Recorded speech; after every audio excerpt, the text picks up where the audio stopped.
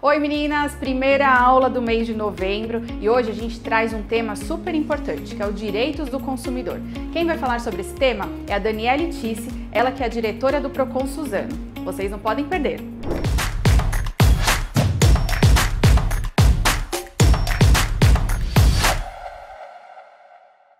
Olá, eu sou a Daniela Tisse, diretora do Procon de Suzano, e primeiro eu quero agradecer a Larissa Chiuchi, dirigente do SAF, e a coordenadora Sandra Lopes Nogueira, coordenadora do curso de promotoras legais, pelo convite. E eu vim falar hoje um pouquinho sobre o direito do consumidor. Bom, direito do consumidor, eu gosto de dar como exemplo que todos nós somos consumidores. É uma realidade, todos nós somos consumidores. Para a gente sair de casa, para ir trabalhar, ou para ir na esquina, para comprar pão, nós precisamos nos vestir, nós precisamos nos calçar. E tudo isso, calçado, roupa, são produtos que nós compramos, que nós consumimos. Então, é importante dizer que todos nós somos consumidores.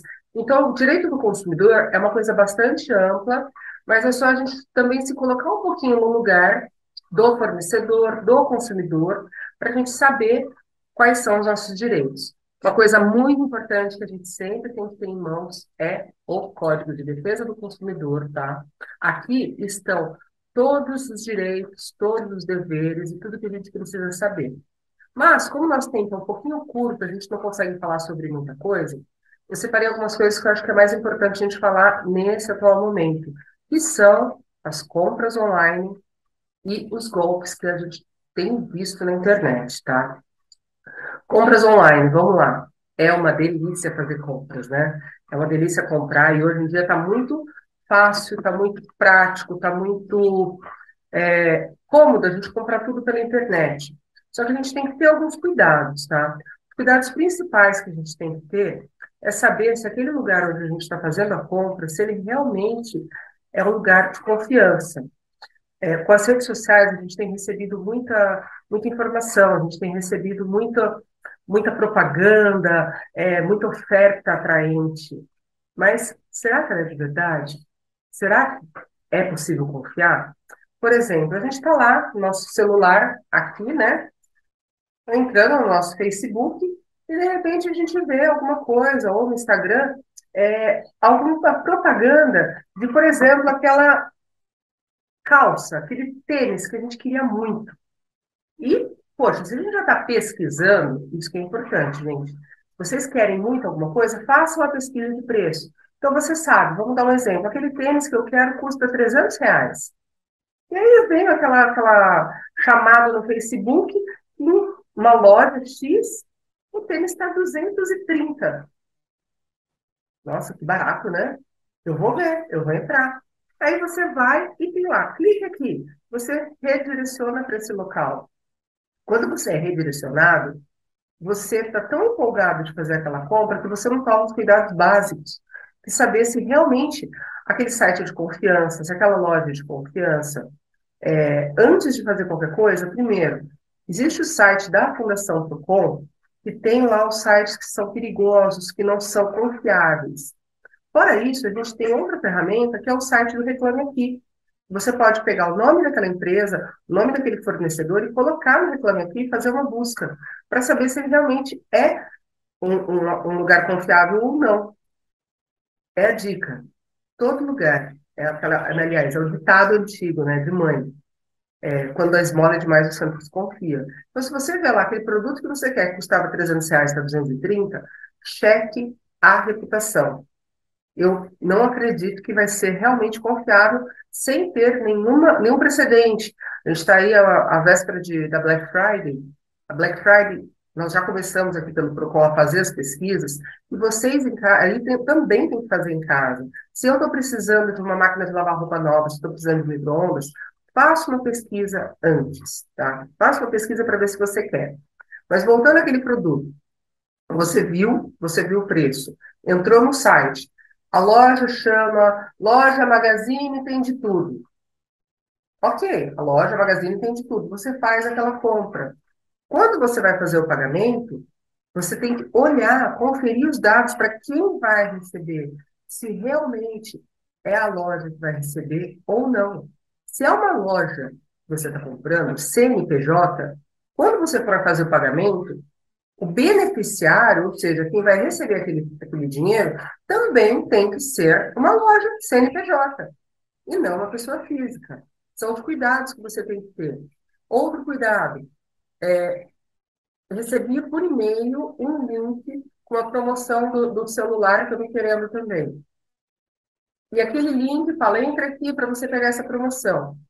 Se você entrar naquele link, direciona às vezes para sites conhecidos. As lojas de grandes magazines, Casas Bahia, Magazine Luiza, lojas americanas. E eles redirecionam e aquele site parece ser verdadeiro. Só que o preço está muito mais em conta do que aquele que a gente já tinha pesquisado anteriormente. Então, o que você tem que fazer? Abre seu navegador de novo, entra no site da loja Americanas, Casas Bahia, Magazine Luiza, que seja, e escreva você qual é o produto que você quer e compare se seu valor é igual. Porque muitas vezes, hoje os golpistas, eles conseguem com uma facilidade enorme clonar os sites.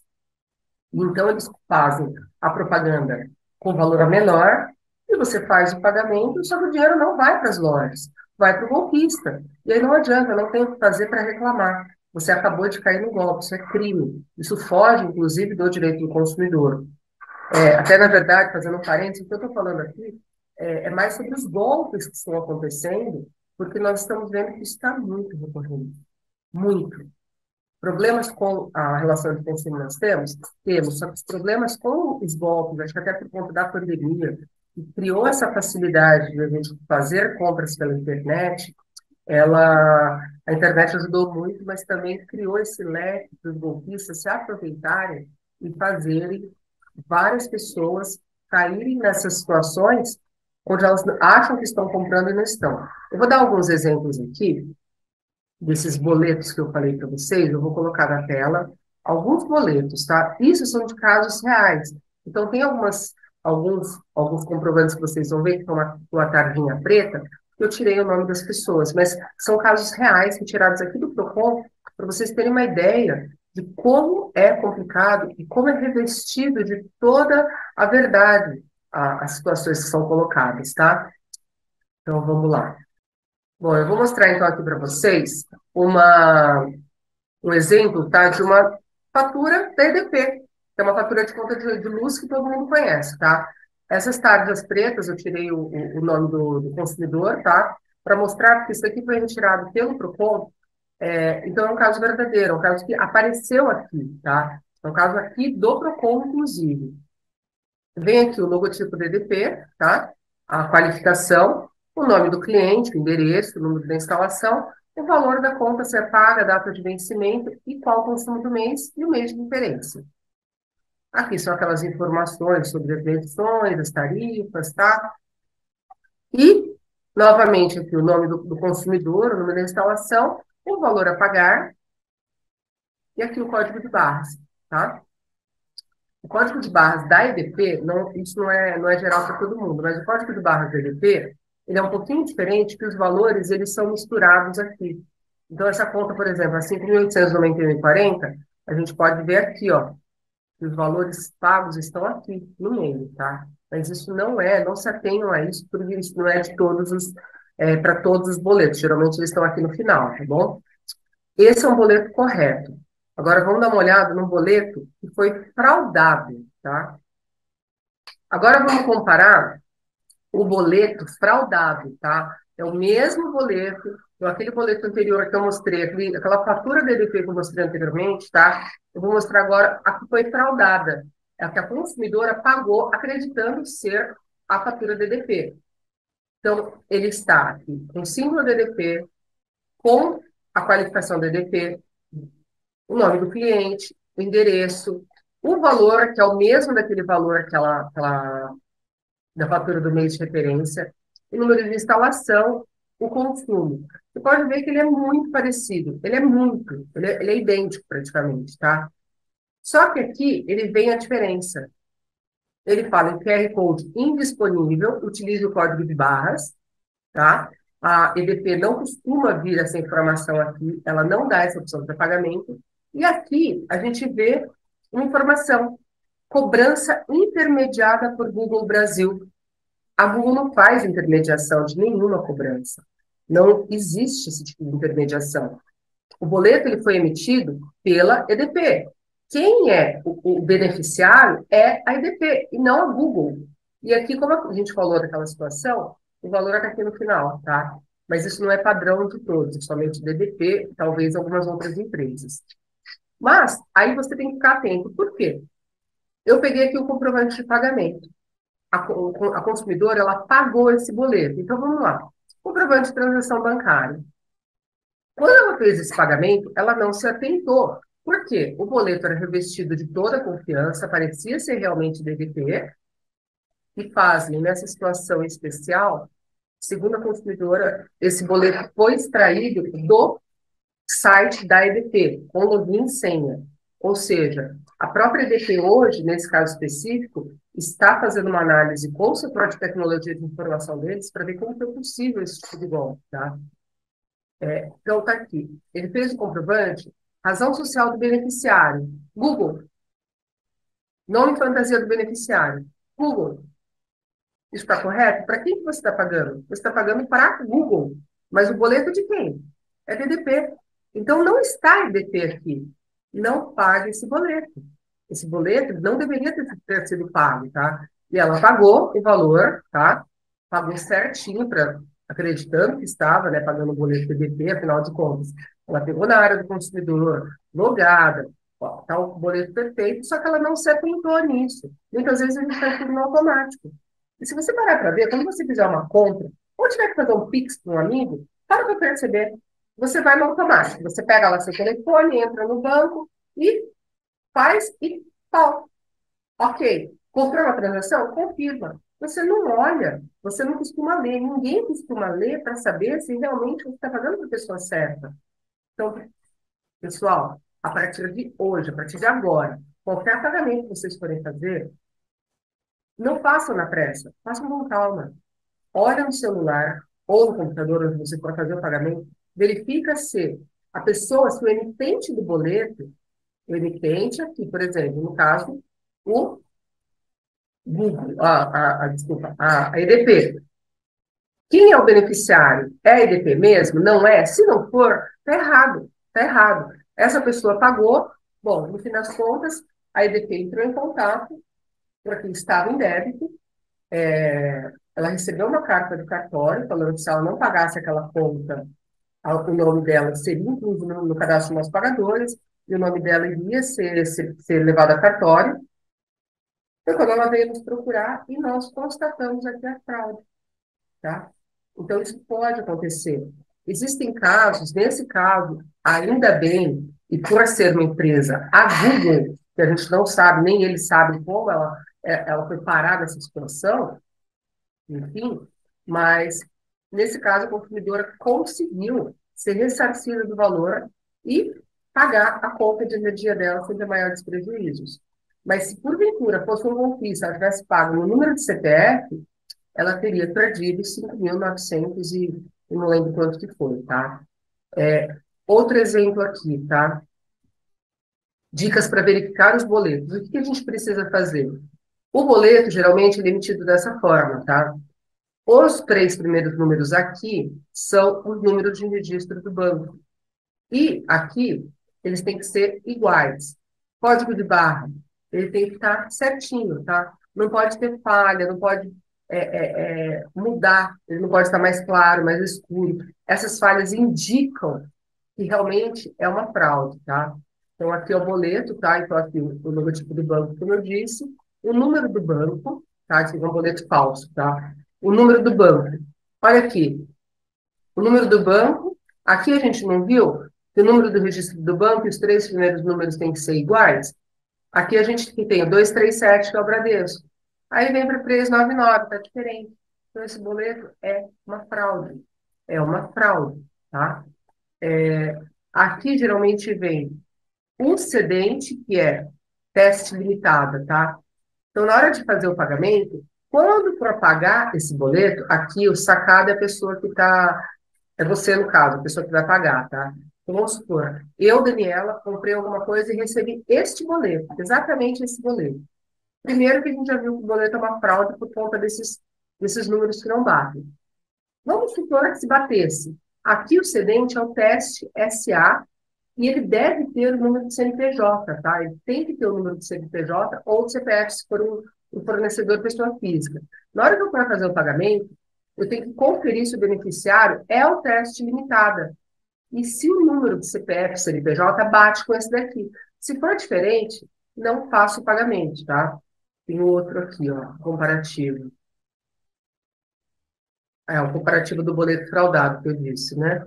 Da BBT. Agora eu vou mostrar para vocês um comprovante de pagamento que foi feito para uma pessoa errada, tá? Que foi feito para a pessoa que não era para o destinatário. Eu vou mostrar o boleto que eles encaminharam para a pessoa. Esse caso é um caso interessante também, que hoje em dia... Vamos aproveitar e falar de dois assuntos agora, tá? Sobre os golpes e sobre os empréstimos. Hoje, o que nós temos visto muito são empréstimos que as pessoas não pedem e aparecem lá na conta.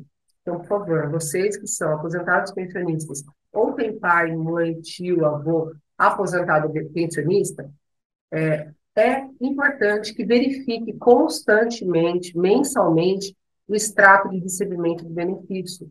É só baixar o aplicativo do Meu INSS no celular. Se o idoso não conseguir fazer isso, então você que é filho, parente, baixe o aplicativo no seu celular ou no próprio celular dele e habilite, faça toda a habilitação, coloque senha, login, para que você verifique mensalmente o comprovante de pagamento, para ver se não está tendo nenhum desconto indevido. Muitas vezes o que nós vemos aqui, que as pessoas nem percebem, são empréstimos, associações, sindicatos, os consumidores nem sabem que tem, tá? Então, é muito importante que você entre, que você faça o cadastro no INSS, e para você ter informação do que está sendo pago mensalmente. No caso dessa senhora, ela percebeu um crédito na conta dela de mais de R$ 8.000. Ela não sabia do que se tratava. Ela entrou em contato com o banco dela informou, olha, veio do banco, nesse caso, do Banco Cetelem. Mas por quê? Eu não pedi nada. Ela entrou em contato com o Banco Cetelem e foi informado para ela de que ela teria feito um empréstimo. E que esse empréstimo era no valor de R$ 8.710. Esse valor seria descontado do benefício dela, em 84 parcelas muito altas, e somando ia dar 3 vezes o valor desse empréstimo. Ela ia dever mais de R$ 20.000. Ela disse que não tinha feito empréstimo nenhum e concordaram, ela e o banco, de que esse dinheiro seria devolvido. Eles encaminhariam para ela um boleto para que ela pagasse e esse boleto, esse valor fosse devolvido para o banco e ia cancelar a relação que nem existiu. Pois bem, nesse meio tempo, ela recebeu mensagens no celular, não me perguntem como, tá? Ela recebeu mensagens no celular falando sobre essa transação. Olha, aconteceu isso, você recebeu, eu vou te encaminhar por aqui o boleto para a senhora fazer o pagamento. Ela estava conversando há 2 minutos atrás com o atendente, achou que fosse já no WhatsApp, falou, tudo bem, pode mandar. Mandaram o boleto para ela. Mandaram exatamente esse boleto. Banco Cetelem, tá? 197, então aqui a gente já aprendeu, aqui em tese está correto. Mas olha lá, nome do beneficiário, Alex Alves Teixeira Gonçalves, Cetelem S.A., CNPJ, eu não sei se esse CNPJ é Cetelem, mas o beneficiário está como Alex ou Cetelem, e tem o número de CPF. Então, nós temos como beneficiário uma pessoa física com CPF, uma pessoa jurídica com CNPJ. A data do vencimento, o valor, que é exatamente o valor que foi creditado na conta dela, e aqui debaixo de novo, né? Vamos lá. Ela tem que pagar esse boleto? Ela deveria ter pago esse boleto? Ela não deveria ter pago esse boleto. Ou, se ela tentasse pagar, verificar antes, mas não foi feito. Vamos lá pegar o comprovante desse pagamento. Ela pagou, o banco dela é o Banco Bradesco, tá? Então, tá aqui os dados da conta dela, os dados dela. E quando ela fez o pagamento, isso aparece que ela pagou provavelmente no caixa eletrônico, tá? O banco destinatário, 97 Stone, até aí ok. Só que olha aqui, razão social do beneficiário. Alex Alves Teixeira Gonçalves, CPF. Quem, em tese, qual foi o banco que depositou o dinheiro para ela? Não foi o CPLEM? A gente não viu lá atrás, no outro boleto, que foi o CPLEM? Quem é Alex Alves Teixeira Gonçalves? Quem é essa pessoa?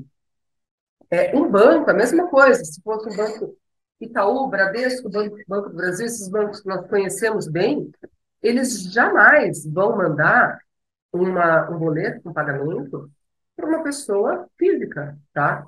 Jamais. Então, isso, se você vê isso, é um golpe. É um golpe. Essa pessoa devolveu o dinheiro e o que que aconteceu com ela? Está sendo cobrada pelo INSS, porque esse dinheiro foi para um golpista. É claro que judicialmente a gente pode discutir várias situações, mas ela está sendo cobrada hoje de uma dívida que ela não fez. Então, em razão disso, gente, eu preciso ter muito cuidado com esses boletos, tá? Muito, muito, muito cuidado. Verifique. Pix, hoje está muito famoso, recebeu uma mensagem dizendo, olha, foi feita uma compra no seu nome. Se você não reconhece, clica aqui ou liga para tal número. Aí você liga, para cancelar, tem que fazer um Pix. Isso não existe, isso é golpe. Então, se você recebe uma mensagem falando que foi feita uma compra no seu nome que você não reconhece, que é para ligar para determinado lugar, antes de ligar, confirma no seu cartão, confirma no seu banco se saiu esse valor. Se não saiu, você não tem que ligar para ninguém. E INSS não liga para ninguém para fazer prova de vida. Banco não liga para ninguém para confirmar senha ou qualquer informação por telefone. Ele só faz essas coisas de forma presencial, tá?